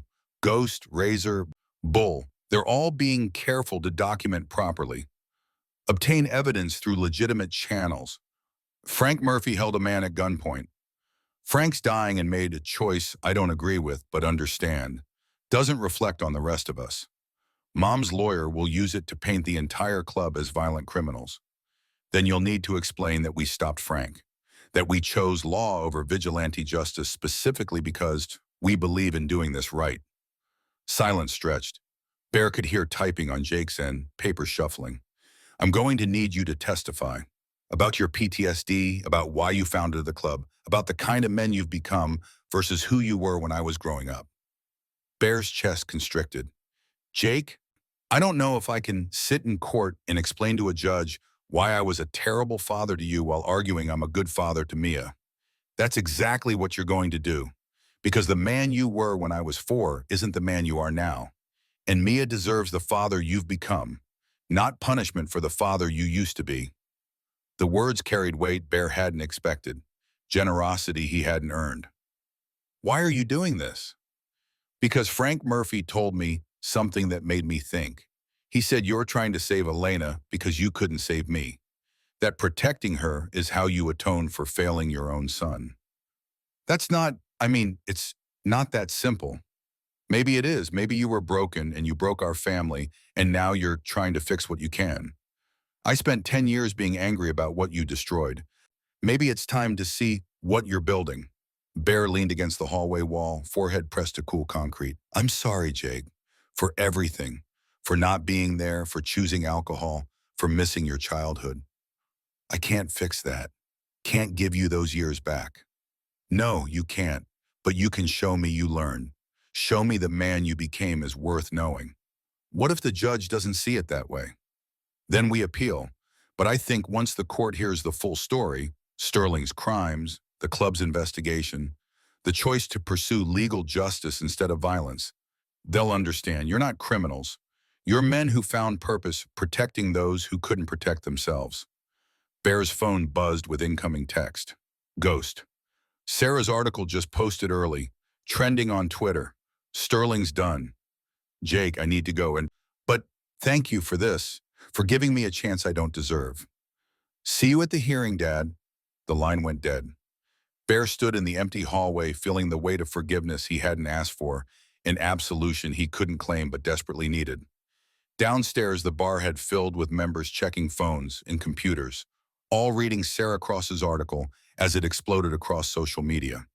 The piece was devastating, methodical documentation of 50 years of abuse, victim testimony that painted Sterling as a calculated predator, financial evidence showing systematic cover-ups.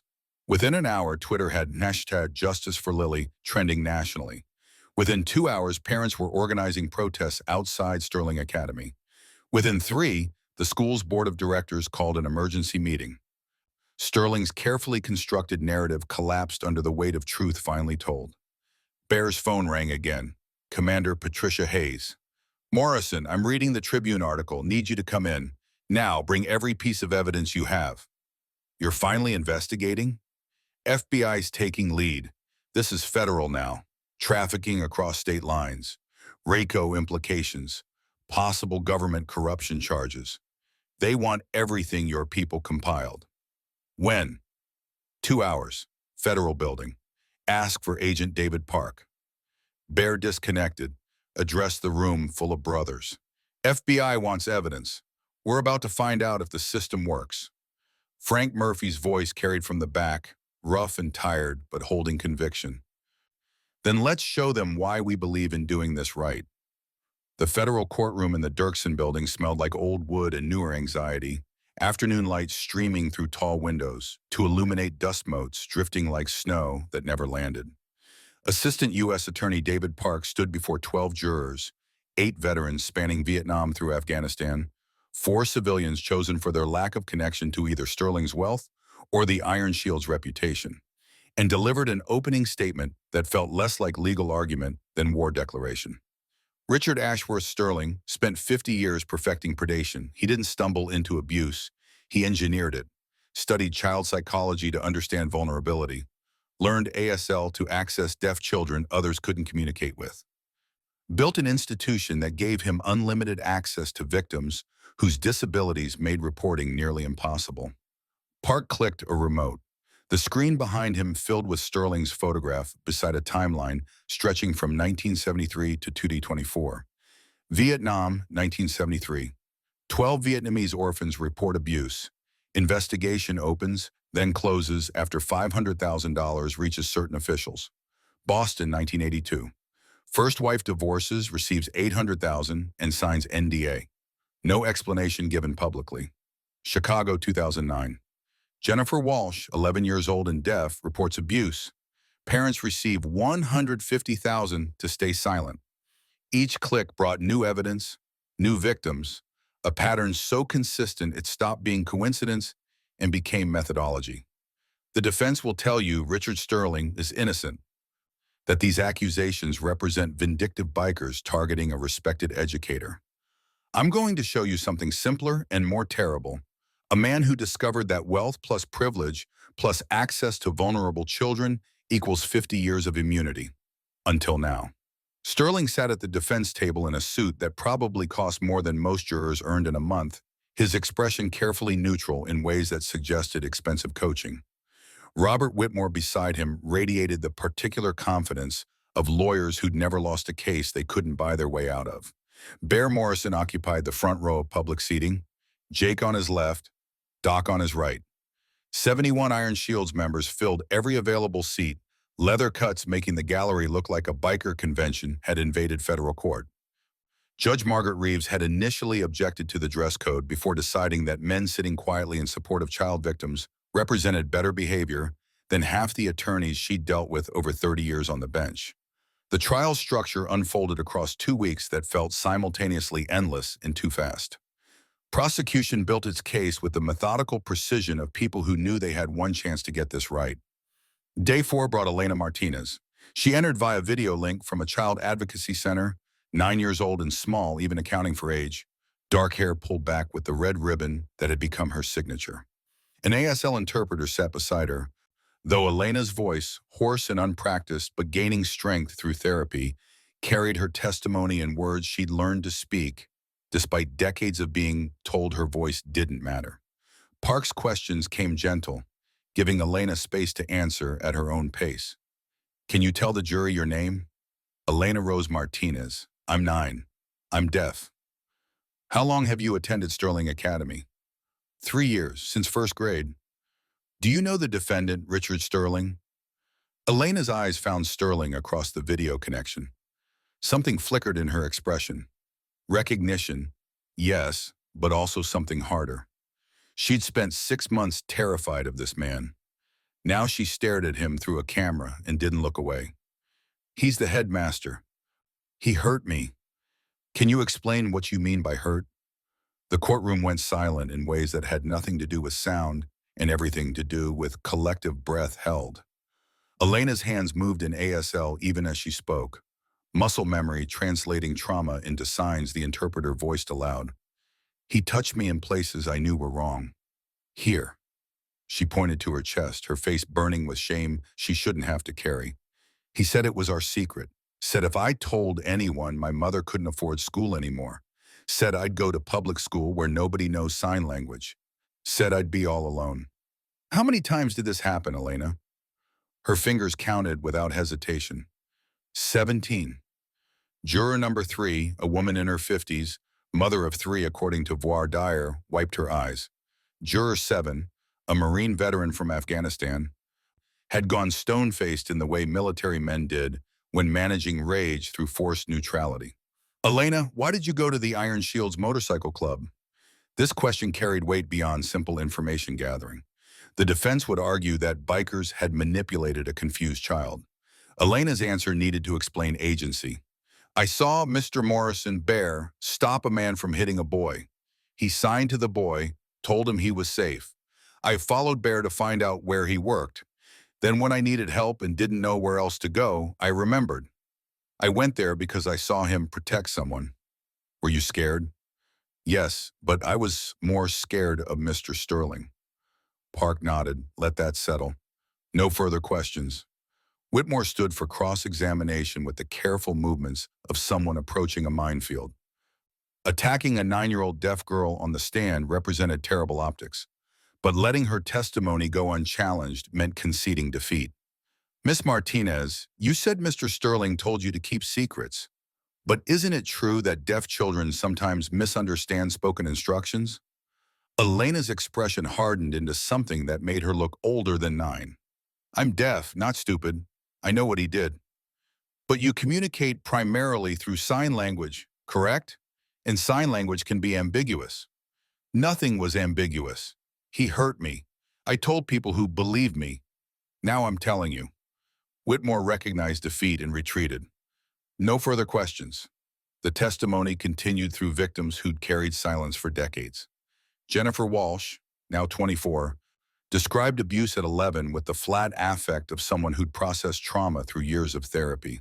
He told me my deafness made me beautiful, that hearing people would never appreciate me the way he did. I believed him because I was 11 and wanted to believe someone saw me as special. 3 other adult victims followed similar patterns: grooming, isolation, threats calibrated precisely to each child's specific vulnerabilities. The cumulative effect left the jury looking shell-shocked. Day 8 brought Daniel Chen. Doc walked to the stand carrying a photograph he set facing the jury before taking his seat. Lily's school picture, 2016 gap-toothed smile that didn't quite reach her eyes. Park's voice gentled. Dr. Chen, can you tell the jury who that is? My daughter, Lily Chen, born February 2008, died by suicide September 2016. She was 8 years old. The courtroom's collective breathing stopped again. Doc continued, voice steady through force of will. Lily had Down syndrome. Beautiful, sweet, loving. She attended Sterling Academy from 2014 to 2016 in their special needs program. In March 2016, she started having nightmares, panic attacks. She drew pictures of a gray-haired man touching her. I showed the drawings to school administrators. They promised to investigate. Doc pulled an envelope from his jacket. A week later, Richard Sterling called me personally, said he'd looked into my concerns, that Lily was confused, that children with Down syndrome sometimes have difficulty distinguishing reality from imagination. He offered to waive her tuition so we could afford better therapy. What did you do? I thanked him.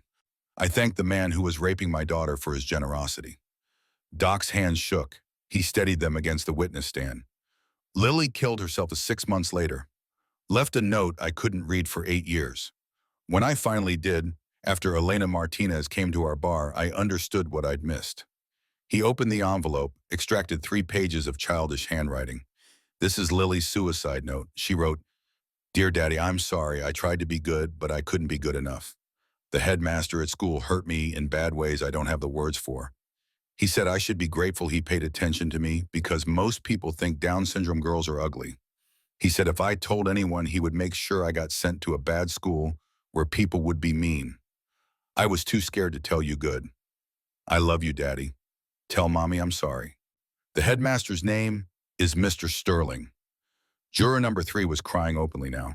Juror 7's stone face had cracked into something that looked like murder, barely restrained. Doc looked directly at Sterling. You didn't just rape my daughter. You killed her. You made her believe she was so broken and worthless that death was preferable to living with what you'd done. She was 8 years old. Whitmore had no cross-examination. What could he ask that wouldn't make things worse? The digital evidence came day 10. FBI forensic expert testified to contents of hard drives recovered from Sterling's storage unit, thousands of images spanning 3 decades, metadata confirming Sterling as creator, communications with other predators discussing tactics and victims. The images themselves weren't shown, court protected victim privacy, but descriptions sufficed to make half the gallery leave for air. Day 12 brought Sterling himself. Whitmore had advised against testifying. Prosecutors would destroy him. But Sterling's ego demanded he defend himself, explain that these accusations represented misunderstandings and manipulations. Park approached cross-examination like a surgeon working with a scalpel. Mr. Sterling, you learned ASL specifically to work with deaf children, correct? Yes, I wanted to communicate effectively with my students. And you studied child psychology at Harvard? I did. Understanding child development is crucial for educators. So you understand how children think, how they process trauma, how to manipulate them. Objection. Sustained. Rephrase Mr. Park. You understand child psychology well enough to know which children would be most vulnerable to grooming? Sterling's composure cracked slightly. I've never groomed anyone. These accusations are fabrications by a motorcycle gang with a vendetta. A vendetta based on what? What did you do to provoke 71 veterans to fabricate evidence against you? I don't know. Perhaps they want publicity. Perhaps they're trying to extort money. Park clicked his remote. The screen filled with settlement agreements. Is this your signature on a $150,000 settlement to Jennifer Walsh's family? Yes, but that was to avoid costly litigation. And this $200,000 settlement in 2012? Similar situation. And these 8 other settlements totaling $3.2 million? All avoiding costly litigation despite your innocence? Sterling's lawyer half rose, but Sterling waved him down, ego overriding strategy. Wealthy people get targeted with false accusations constantly. Settlements are cheaper than trials. Even when you're innocent? Especially when you're innocent. Trials are expensive and public. Sometimes paying makes more sense. So you paid $3 million total to avoid defending yourself against false accusations? The trap had been set, Sterling had walked into it, and now Park sprang it shut. Or did you pay $3 million to silence victims whose testimony would have destroyed you decades ago? Sterling's face flushed. That's not, these children were confused. Confused, like the Vietnamese orphans in 1973 who reported you to the State Department? Those accusations were investigated and dismissed after your family donated $500,000 to officials involved in the investigation. Convenient. That's a lie. It's documented in State Department files that FBI unsealed last month. Would you like me to enter them into evidence? Sterling's composure shattered completely. He started to stand, realized he was trapped, sat again with movements that looked mechanical. I'm sick. I have a sickness. I need treatment, not prison. You've had 50 years to seek treatment. You chose instead to rape children and pay for their silence. Your sickness doesn't excuse your crimes, Mr. Sterling. It explains your depravity. Park turned to the jury. No further questions. The deliberation lasted 4 hours. Long enough to suggest thorough consideration, short enough to indicate the verdict was never really in doubt. The foreman, the Marine veteran, 62, Afghanistan and Iraq, stood when Judge Reeves called the court to order. On all 127 counts of sexual abuse of a minor, we find the defendant guilty. Sterling collapsed at the defense table. On all federal charges related to production and distribution of child sexual abuse material, guilty. Whitmore's expression showed he'd known this was coming, but had convinced himself otherwise. On charges of sex trafficking of minors across state lines, guilty. Bear felt Jake's hand grip his shoulder. On RICO conspiracy charges involving family members, guilty. The courtroom erupted. Judge Reeves's gavel came down hard. Order. I will have order or I will clear this courtroom. Silence fell gradually. Sterling was weeping at his table, Whitmore looking like he wanted to be anywhere else. Bear turned to find Frank Murphy 3 rows back. The old man had lost 40 pounds since the investigation began, cancer eating him faster than doctors had predicted. He sat in a wheelchair now, oxygen tank beside him, but his eyes held satisfaction that went beyond simple victory. Their gazes met across the courtroom. Frank nodded once, acknowledgement, gratitude, completion. Sentencing came 2 weeks later after victim impact statements that stretched across 2 days. Each victim's words added weight to the scales, shifting what might have been 20 years into something approaching forever.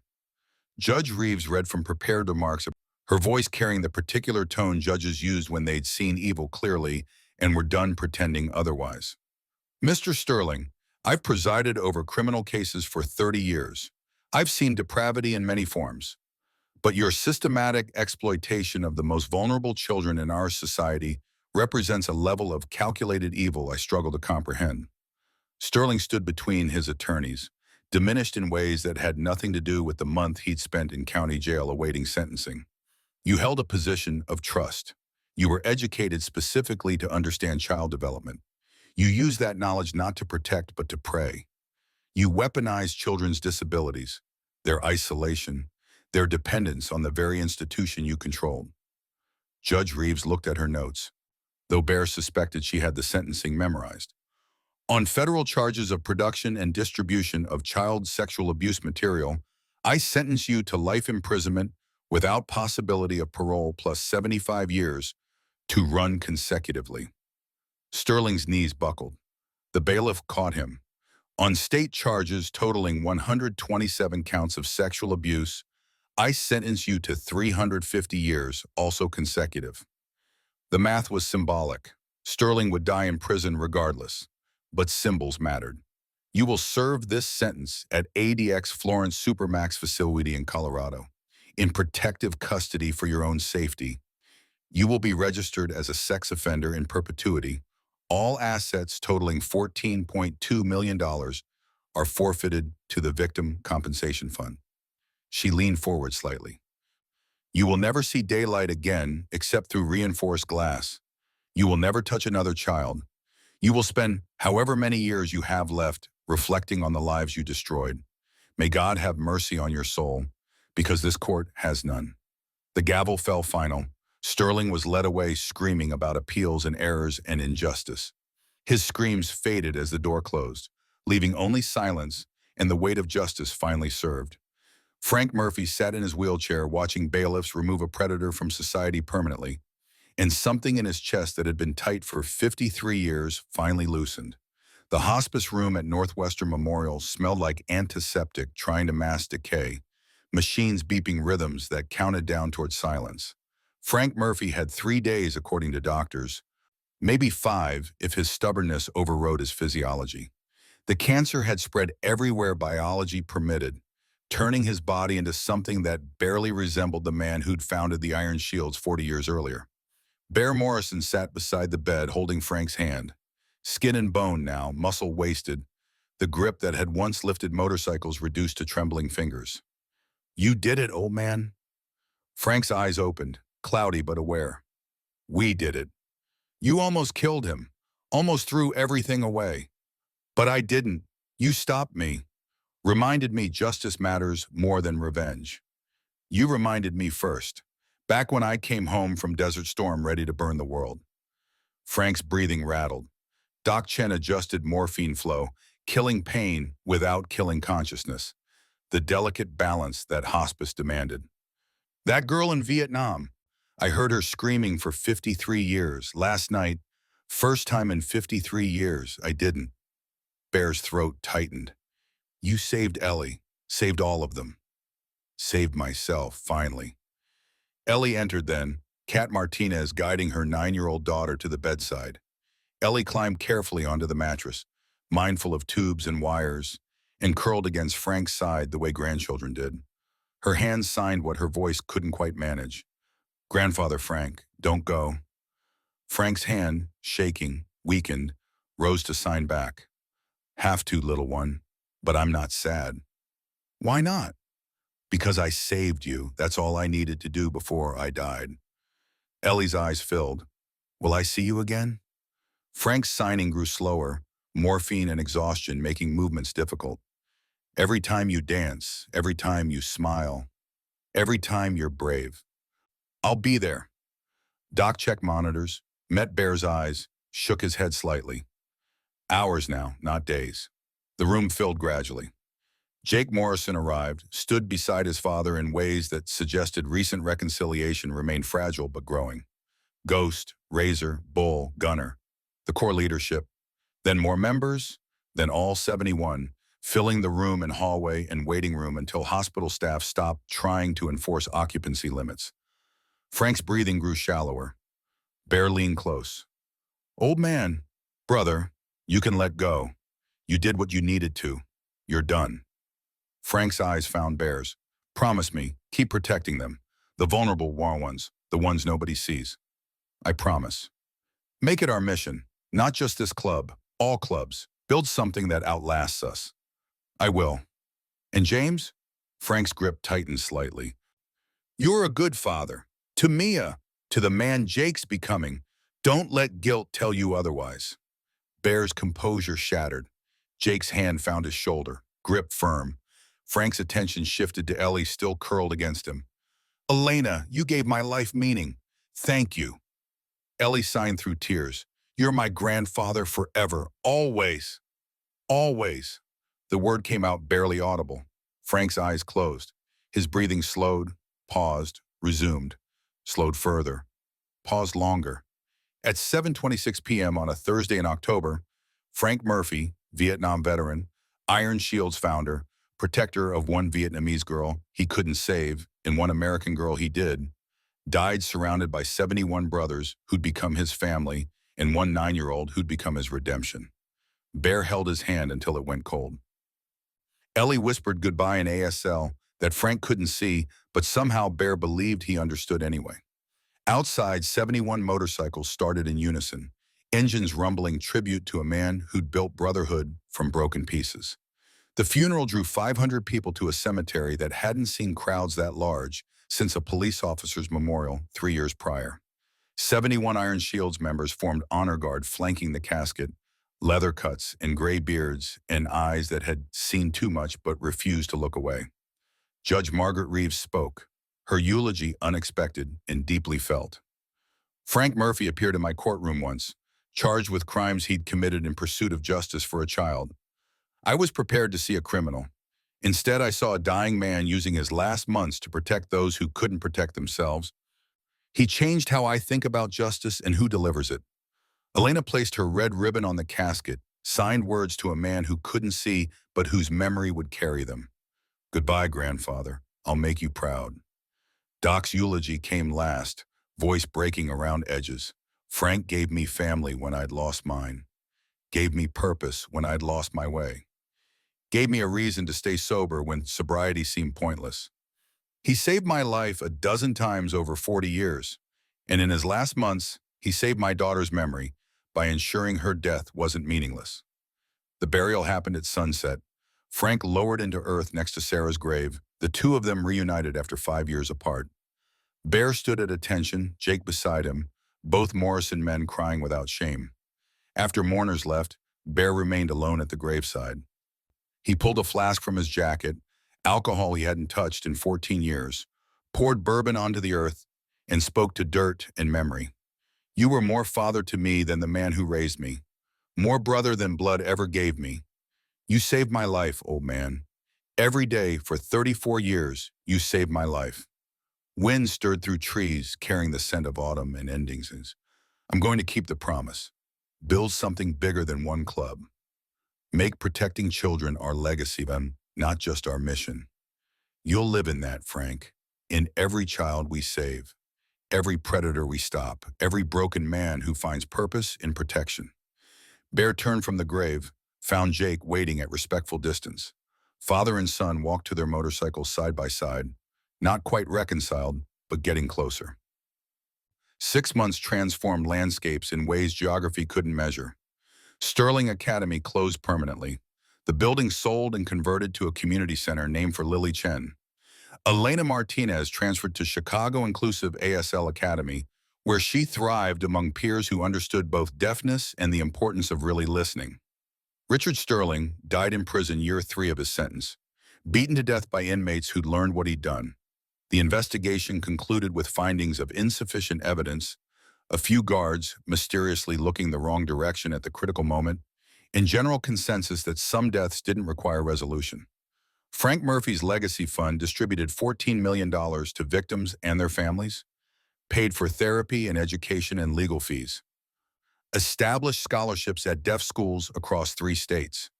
Daniel Chen ran the Lily's Light Foundation from an office above the Iron Shields bar, helping hundreds of families navigate aftermath of abuse. He remarried, a nurse he'd met during Frank's hospice stay, and fostered 3 special needs children who needed the love he'd been unable to give Lily. Jake Morrison's reconciliation with Bear progressed through weekly dinners and honest conversations about what PTSD had stolen and what sobriety was slowly rebuilding. They'd never be close the way fathers and sons should be, but they'd found something that resembled mutual respect and growing affection. Elena Martinez, 10 now, published a children's book titled The Silence Broke, about a deaf girl who found courage to speak her truth. Proceeds funded advocacy programs teaching children to recognize abuse and report it. The Iron Shields expanded to 12 chapters nationally, each one dedicated to protecting vulnerable children. They'd prevented 200 documented abuse cases in 18 months, worked with law enforcement and social services, and became the model for what motorcycle clubs could be when they chose purpose over reputation. Bear Morrison testified before Congress twice, pushing for legislation, strengthening protections for disabled children, and closing loopholes predators used. The Elena Martinez Act passed with bipartisan support, mandating abuse recognition training for all educators working with disabled students. 5 years after Frank's death, the Iron Shields held their annual Murphy's Courage Awards ceremony in the Lily Chen Memorial Center. 127 children honored for escaping abuse and reporting predators, each one receiving a scholarship, leather jacket, and lifetime protection pledge. Elena Martinez, 14 now, confident and radiant in ways that 9-year-old Tara couldn't have imagined, stood at the podium addressing 300 people. Her voice, strengthened through therapy and practice, carried clear and certain. 5 years ago, I was 9 and terrified and alone. I walked into a biker bar because I saw a man named Bear protect another child. I met an old man named Frank who was dying but decided protecting me mattered more than the time he had left. She paused, composure solid despite emotion. Frank taught me that courage isn't looking fearless. It's doing right when you're terrified. He taught me that broken people can still be heroes. He taught me that it's never too late to choose justice. Her hands moved in ASL as she spoke, muscle memory translating meaning into signs the interpreter voiced. Frank Murphy died 5 years ago today, but his legacy lives in every child we've saved.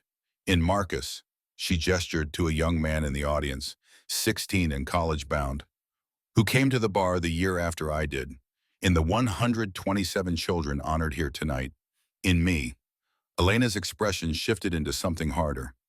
I'm alive because one old man chose to die protecting rather than live ignoring. I'm strong because 71 bikers believed a deaf 9-year-old when respectable society didn't. I'm safe because broken men decided their mistakes didn't have to define their endings. She looked directly at Bear in the front row, Jake beside him, Doc beside Jake, all 3 men visibly crying. So I ask everyone here, be like Frank, be brave. Protect children who can't protect themselves. Stand up when others won't, because one person can change the world. Her voice strengthened, carrying conviction that came from experience rather than theory. Frank changed mine. Now it's my turn to change someone else's. That's his legacy. That's what never dies. Standing ovation, 300 people on their feet, 71 Iron Shields members standing at attention, hands over hearts, honoring both the girl they'd saved and the man who'd shown them how. Bear stood, moved to the stage, and pulled Elena into an embrace. She signed against his chest where cameras couldn't see. "Thank you for believing me." Bear signed back. "Thank you for trusting us." The ceremony continued through awards and speeches and testimonials. As sunset painted windows gold, Bear found himself at Frank's memorial plaque mounted in the center's entrance. Frank Old Man Murphy, 1952 to 2024. Founder, Iron Shields MC, protector of the vulnerable. He saved the children he couldn't save before. Doc joined him, then Ghost, then Razor, then all 71 members standing in silence before a brass plaque that couldn't capture everything Frank had been, but tried anyway. Bear spoke quietly, words meant for brothers and memory. He asked me to build something that outlasted us, something bigger than one club or one city. I think we're doing that. We are, Doc confirmed. 200 children protected, 50 predators arrested, 12 chapters nationwide. Legislation passed in 8 states, all because one old man chose dying for something over living for nothing. Ghost's voice carried the weight of decades spent in shadows finally brought to light. He showed us that redemption isn't erasing the past. It's using the past to build a better future. We were all broken. Vietnam, PTSD, addiction, failure. But broken doesn't mean useless. Sometimes broken men fix things whole men never see need fixing. Bear turned from the plaque to face his brothers. Frank's last words to me were, "Keep protecting them." That's our mission. Not revenge, not violence. Protection. And we keep doing it until we can't anymore. 71 voices answered in unison. We keep doing it. Outside, motorcycles rumbled to life. The last ride of the day, tradition for every ceremony. 71 bikes plus one riderless motorcycle carrying Frank's cut draped across the seat. They rode through Chicago streets as sunset became dusk, engines echoing between buildings, announcing to anyone listening that protectors still existed even when systems failed. Elena stood at the center entrance watching them go, Cat beside her, both Martinez women understanding that family wasn't always blood and heroes weren't always who you expected. The final motorcycle disappeared around a corner. Elena touched the memorial plaque, her small hand resting where Frank's name had been engraved. "Goodbye, grandfather, until I see you in every dance, every smile, every brave choice." She turned from bronze in memory toward a future Frank had died ensuring she'd have. Behind her, the Lily Chen Memorial Center glowed warm with light and purpose. Inside, broken people were healing. Scared people were finding courage. Vulnerable people were learning they deserved protection. Frank Murphy's legacy, built not from perfection, but from finally choosing right after 53 years of wrong. Sometimes that's all redemption is, choosing better before time runs out. Bear Morrison stood at his daughter Mia's soccer game 3 days later, cheering from sidelines while Jake filmed on his phone. 11 years old now, Mia played defense with the controlled aggression Bear recognized from his own youth. When she scored on a breakaway, father and son both cheered, the sound of their voices blending in ways that suggested reconciliation had finally become relationship. After the game, Mia ran to Bear with gap-toothed grin. "Did you see, Daddy? Did you see, Daddy?" "I saw, Princess. You were amazing." Jake handed Bear the phone showing the goal replay. "Send that to me. I'll make a highlight reel." Bear looked at his son, 29 now, confident in ways Bear had never managed at that age, and felt gratitude for second chances he hadn't earned but was determined to honor. "You staying for dinner?" Jake hesitated, old wounds still tender despite healing. "Yeah, I'll stay." 3 words that meant forgiveness wasn't complete but was possible. They drove to a restaurant near the Iron Shields bar, Mia chattering about soccer and school and a boy named Marcus who'd pulled her hair, but she thought might like her. Bear listened with the attention of someone who'd learned that presence mattered more than perfection. Over pasta and conversation, Bear's phone buzzed. Text from Ghost. "New situation, 12-year-old boy, hearing impaired, just showed up at the bar, says his uncle's been hurting him. Kid's terrified. What do you want me to do?"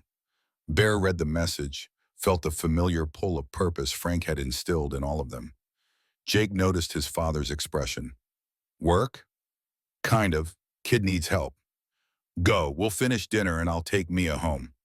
Bear looked at his son, seeing acceptance rather than resentment.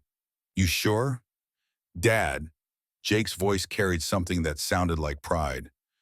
Go protect that kid. That's what you do now. That's who you are. Bear stood, kissed Mia's forehead, gripped Jake's shoulder. Thank you. He drove to the Iron Age Shields through city streets Frank had ridden 10,000 times, thinking about cycles and legacies and how saving one person could ripple outward in ways you'd never see but mattered anyway. The boy, Marcus, 13, small for his age, terrified, sat in the same room Elena had occupied 5 years earlier. Ghost had already called Doc. Bear knelt in front of Marcus the way Frank had knelt in front of Elena. My name is Bear. You're safe now. Tell me what happened. And Marcus told him. And Bear listened. And the cycle continued. Because protecting the vulnerable wasn't a mission that ended when one predator fell. It was purpose that lasted as long as broken men chose to use their brokenness to fix what whole people couldn't see was shattered. Frank Murphy understood that truth in his bones, lived it, died proving it. Now 71 brothers carried that truth forward into a future Frank would never see, but had helped create anyway. The ride never ended, the protection never stopped, and every child saved was proof that one old man's redemption could echo across time, transforming guilt into grace and failure into legacy worth leaving behind.